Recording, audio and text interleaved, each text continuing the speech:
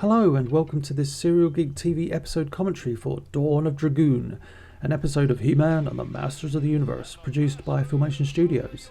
To say this episode is memorable would be an understatement. It's one of those episodes that's kind of transcended the series in a way. Everyone seems to know about the episode with Orko's girlfriend or the female Orko.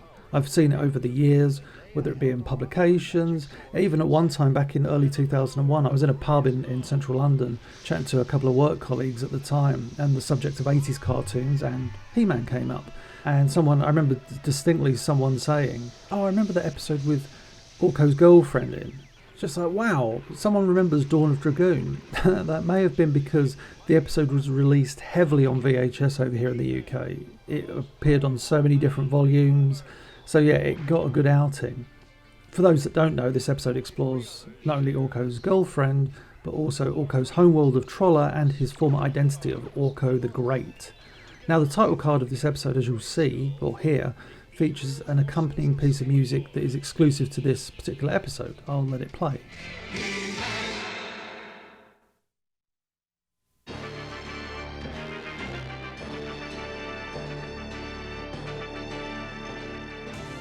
And it's also unique in the way it kind of fades into the opening music for the episode.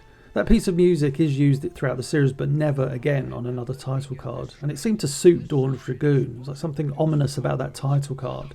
So yeah, here we are in the Royal Palace. Orko up to some mischief, but not really. He's just trying to figure out why his magic pyramid isn't working, and Man-at-Arms is helping but not listening. I think that's the best way to put it. And yeah, for a character that was supposed to be simply a sidekick, Orko was like far more fleshed out than he had any right to be. Robbie London, the writer of this episode, was key to shaping Orko. Originally, obviously, you've probably heard the story that Orko was originally called Gorpo, but they didn't want to flip the G in the animation, although any artwork has yet to surface showing Orko with the G on his chest. And I've seen a lot of Orko development artwork. Often the earliest drawings of Orko just have him sans any letter on his cloak. But yeah, so Robbie London really liked this character, and instead of playing Orko as a child, as some writers did, Robbie London tended to play him more serious, which may sound weird in relation to Orko, but Robbie London really respected the character. I mean, he played a big part in Orko's creation, along with the heads of Filmation, and Robbie London wrote some of the best Orko episodes out there. Other writers would tend to write him as a child. Some writers would write him downright useless. This episode treats Orko with respect. That's the best way to put it. It's true. They called me Orko the Great. I should also say, in the script, whenever Trolla is mentioned, the pronunciation is included beside the dialogue. So it would say Trolla, and then in brackets it would say rhymes with Paula. So it doesn't quite work, because in the episode everyone calls it Trolla as opposed to Trawler. Yeah, I don't know. I can kind of get what they were saying. And here we are with the first appearance of Driel. It's interesting to note that in this episode her design is different to her subsequent appearances. In later appearances she would be more cartoony in presentation, big eyes, long flowing locks. In this appearance she's a lot more unique and in keeping with her Arabian influences. Not Orko the Great. You've heard of me? Everyone in Trolla knows of Orko the Great. And yeah, I just love Linda Gary as Driel. Her voice, what an incredibly talented voice actress she was. If you don't know, Linda Gary also did The Sorceress, Teela, Evil Lynn, Queen Marlena. The list is endless, and she appeared in numerous other cartoons of the 80s, but her roles on He-Man and She-Ra and a lot of Filmation shows in general were quite prolific. Sadly, she passed away in 1995, but yeah, Linda Gary, incredible what she was able to do with her voice. All of Trolla's in danger. Oh, Orko, if only we had someone like you to help us. Come on.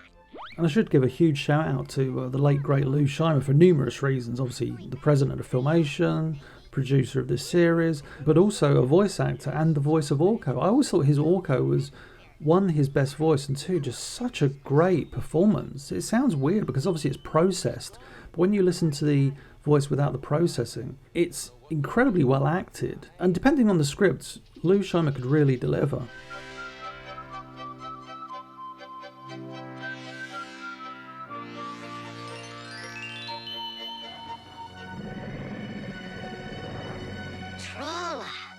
Here we see, if you look at the shadow here of Dragoon, when it looms over Orko, the shadow doesn't match up with the actual character model of Dragoon. And that's because if you look at the early design of Dragoon, that's what the shadow is based on. So clearly they just thought, no one's going to notice that. Little did they know, this geek here would spot that many decades later.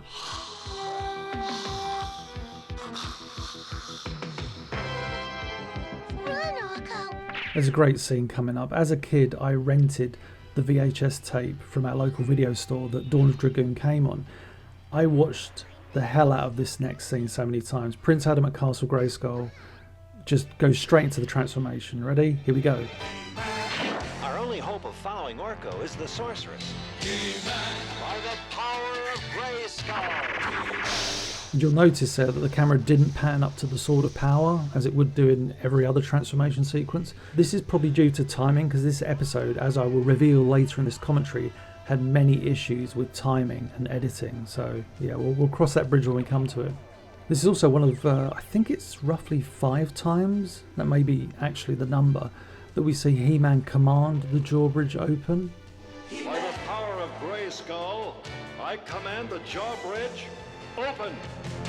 But yeah, as I said, I rented this VHS tape out so many times as a kid, and I would always rewind that scene. And many years later, after that, I managed to acquire that very same VHS. When the video store went out of business, they were selling all their tapes. I went in there, picked up that He-Man VHS. I have it to this day, and it's so funny because that bit of the tape where I rewound it so many times, it's like partially damaged, which is an indication that someone really wanted to watch that transformation sequence over and over again. Yeah, this guy. And yeah, this subplot of having the heroes race against time in order to aid Orko and save Troller really adds to the plot. It's quite funny, this episode is paced really well, but it never feels rushed, and yet so much happens from scene to scene. There's a few little bits of expositional dialogue and talking, but for the most part it's one scene to the next, but it doesn't feel rushed. I always thought that they missed a trick here. We see He-Man and Battlecat enter the portal, and because Troller is backwards, Prince Adam and Cringer emerge from the portal. It would have been so cool to see Cringer emerge from the portal with Prince Adam still on him, riding him, and then just collapse onto the floor. I think that'd been like a really good visual gag. One of the few things I think this episode could have done slightly better. But yeah, the whole backwards aspect of this world kind of gets lost in later appearances of Troller, unfortunately. It just becomes a bit of a wacky world. Listen to the way Prince Adam says, "By the power of Grayskull" here. By the power of Grayskull! That's not the stock voice of Adam commanding the power of Grayskull. Also nice "I have the power" homage there from Prince Adam. And also, yeah, when you go back to that shot when the camera pans up to the sword, it actually doesn't truck into the sword. It just stays, it's just a straight up pan. And for hardcore He-Man fans, this snake creature would show up again in Search for the VHO as a razor fin, or the model for a razor fin, as there are numerous razor fins. It's just such a silly action scene here.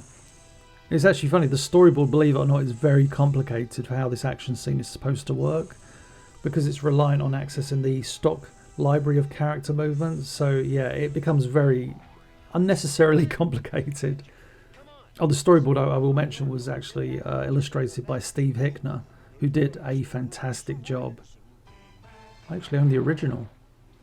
We get an interesting piece of dialogue here where Orko questions where Dragoon came from, and Driel says something that kind of makes our jaws drop. I don't remember Dragoon. Where did he come from? They say he was sent here by a creature called Skeletor. But there is a reason for his association with Skeletor, because Robbie London, who wrote Diamond Ray of Disappearance, the pilot episode, actually in his earliest drafts included a character called Dragoon, who was a member of Skeletor's evil warriors. It was like Dragoon, Beastman, a character called Desira, who would end up becoming Evil Lyn. So this was a Robbie London character. This script, like I said before, written by Robbie London, but a lot of the characters, Orko, Driel, Dragoon, all created by Robbie London. I've got a nice surprise waiting for you two at my fortress. And with this ring of fire, we go to an act break. In a ring of fire. We're back from the act break, and the Trollers are still a prisoner of a Johnny Cash lyric. My fire ray. I'll never forget the way Adam says that line. So now we see how Prince Adam is able to use the former fire ray to his advantage, freeing Orko. And now we get to see how powerful Orko's magic really is on Trolla, where he causes a mountain, an avalanche of sorts. And Dragoon flees. Going back to Robbie London quickly, a lot of what makes the Filmation He-Man series work and so popular and so everlasting is because what Robbie contributed to the series. Because he took Michael Halperin's series Bible and reworked it and tweaked it and made it the Filmation series that we know today. Earlier in the commentary I mentioned a slightly different design for Dragoon that appears when the shadow looms over Orko and Driel when they first get to Trolla. That different design is used throughout the storyboard. It's a design by Steve Hickner. The final design would be by Charles Zembillis. But due to there being so much revision work on the storyboards, as I will still talk about later, Dragoon is also reflected with his final character model in the storyboard. So the storyboards are a real patchwork quilt at times. Alan Oppenheimer does the voice of Dragoon. He's so menacing in this episode. It's fantastic. It's a voice he didn't use enough in the series, to be honest. You're about to find out. I was of this conversation between Adam and Orko. You can't change into He-Man here? No, there's something about Trolla. Something I'm overlooking. I can't put my finger on it. I love that conversation between Prince Adam and Orko because it is like this problem they've got to solve and we don't know the answer. When you're a kid watching this, I remember watching this as a kid and just thinking, why cannot Prince Adam become He-Man? He's done it so many times in the series at this point. What is different about Trolla? Also, this scene is pretty grim with the poor Trollans having their life force sucked out of them so graphically. Oddly, I do like the fact that their life force is represented by sand. There's something, it adds to the Trollans, uniqueness. I should also mention Dragoon's character model would later be used for the Dark One in the She-Ra episode, Into the Dark Dimension. And it's really frustrating because the Dark One is a memorable character in that She-Ra episode, and yet it's impossible to watch that episode and not think, there's Dragoon. It's one of the few times where Filmation should not have reused the character model. It's very frustrating. Driel in this episode is the damsel in distress, but in later appearances she would have more to do. But also in the episode Driel's Return, she would display some magical abilities which up until that point had never been shown. I can't think. Farewell, pretty one. Again, Linda Gary doing a great voice with Driel as she's slowly falling asleep. The beginning of this next scene is great with the heroes outside Dragoon's fortress. Come on, inside. I better keep watch out here. Cringer. I love Adam's frustration there. Cringer's dialogue here is brilliant coming up, where he goes on this rant. And be sure to look at Prince Adam's expression of realization. It's fantastic. I've had about enough of this world. Crazy beasts, upside down trees, fire rays that shoot water. Even Orko's magic works. Everything's backwards here. That's it. I love that reaction, just the wide-eyed. That's it. He realizes what he needs to do, and that is, say, by the power of Grayskull, backwards. Maybe then it will work. Grayskull, power thee by.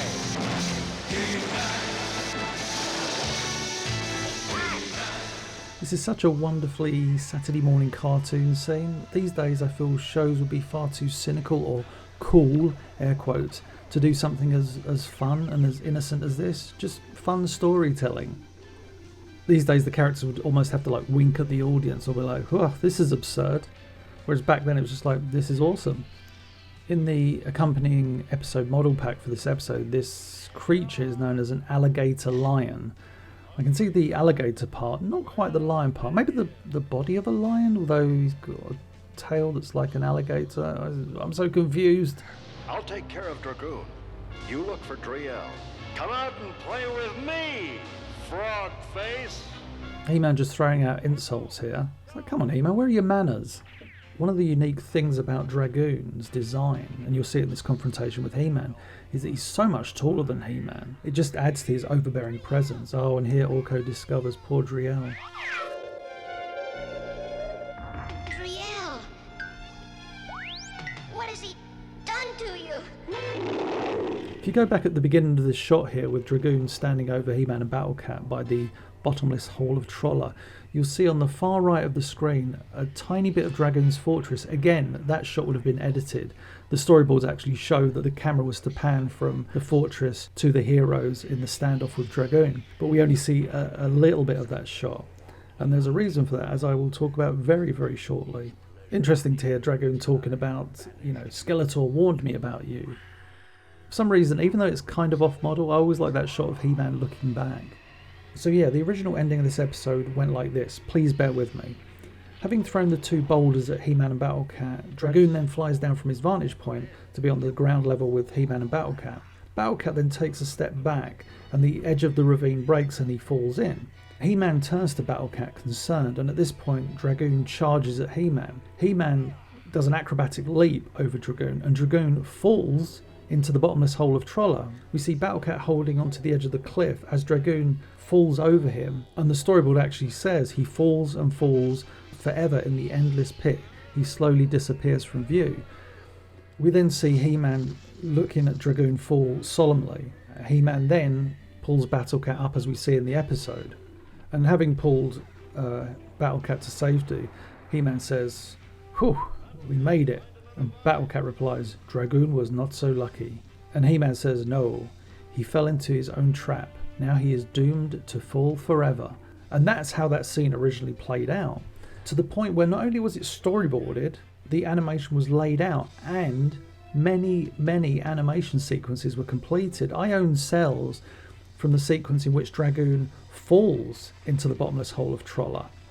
So yeah, the animation was very much done, and the decision to change that sequence happened very much at the 11th hour. The conversation coming up between Dragoon and He-Man is great, and it explains what makes He-Man a great hero. Dare I say, with great power comes great responsibility, and all that. I don't understand. You risked your life to save me. I wouldn't have done that for you. That's how we're different. I believe in saving lives. Even your enemies? I may be your enemy, but you're not mine. He-Man has all this strength, all this power, the sword of power as well, yet he never uses it to slay because that's an abuse of the very power that he's been given, the responsibility he's been given. The moment He-Man uses his sword to slay or hurt or to maim, then he should relinquish his power, which is what we see in an episode, The Problem with Power, where He-Man abuses his strength, believes he's killed someone, and therefore relinquishes the power of Grayskull. Orko, what's wrong? It's Driel. I can't wake her up. Have you tried your magic? It didn't work. Lou Scheimer does such a great job here of voicing Orko with great sadness. He-Man and Battlecat believing in Orko. It's a great pep talk from these two. And we get to see Orko the Great here as he brings Driel back to life. With all my heart, from way down deep. Driel, please rise from Dragoon's sleep. Please work. What happened? Driel! This shot always makes me giggle with He-Man and Battlecat just chilling outside. He-Man very casual there. Look at that. And I think he wanted to show Driel his face. It's a custom among the Trollers. What I love about this scene coming up between Orko and Driel is that Robbie London wrote the pair with such great chemistry. For a Saturday morning cartoon couple, you do believe in their love for one another. And I think the whole aspect of the way Trollers declare their love for one another by showing each other their faces really adds to this, romance. It's not like a typical Saturday morning kiss and hooray, they're in love. Yeah, it feels a very important part of both of these characters' stories. I understand. Driel, do you think before I leave we could really see each other? Show faces? Oh, Orko. So yeah, the big memorable scene in this episode is when Orko removes his hat and we see the shadow. There it is. Yay! Originally, Robbie London scripted Orko's face to be revealed, but Arthur Nadell, who was the head of production, believed leaving it unseen would have more impact, and I'm 100% in agreement with Arthur Nadell. But storyboard artist Steve Hickner illustrated that scene as you saw in the episode, but in the back of the storyboard he actually illustrated what Orko would look like without his scarf and magical hat, and this is the only official illustration of Orko demasked known to exist. As I said, I own the original storyboard. Years later, when I came to work on the He-Man and She-Ra animated adventures book published by Dark Horse, we actually got to include the storyboard sketch as well as an on-model reveal of Orko's face as illustrated by Dusan Mitrovic. And the end result, people love that page in the book. But it was such a great reveal in the book that people really, to this day, still talk about it. I always laugh at the line, I guess this means we've been eating our vegetables. I'm guessing that means in terms of growing up big and strong from his little diminutive size.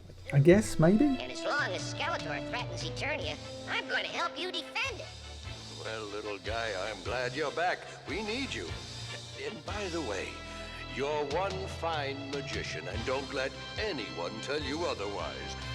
Not even me. This is one of those endings that just puts a smile on your face and reminds you of maybe a more innocent time when cartoons could be cartoons without being cynical. But yeah, it's such a strong episode because instead of writing Orko like a mischievous child, as numerous writers would come to do, or using him as constant comic relief, Robbie London gives Orko a three-dimensional personality and a history that kind of makes us sit up and take notice throughout the episode. It's so good. As I've already mentioned in the commentary, Orko's homeworld of Trolla was revisited numerous times in the series, but no other episode did it as perfectly as this. When you compare its appearance here to its appearance later in the She-Ra episode, The Greatest Magic, in this episode, Trolla is bizarre and unique, and there feels like it's not as friendly or as cartoony as you think. There's a threat to it. Whereas in The Greatest Magic, the She-Ra episode, it's kind of just wacky, and that's how Trolloc is presented in that episode, as like wacky crazy, and it just doesn't quite work. And yeah, that's the end of the commentary. I hope you enjoyed it. If you did, please like, share and subscribe, and I'll catch you on the next one.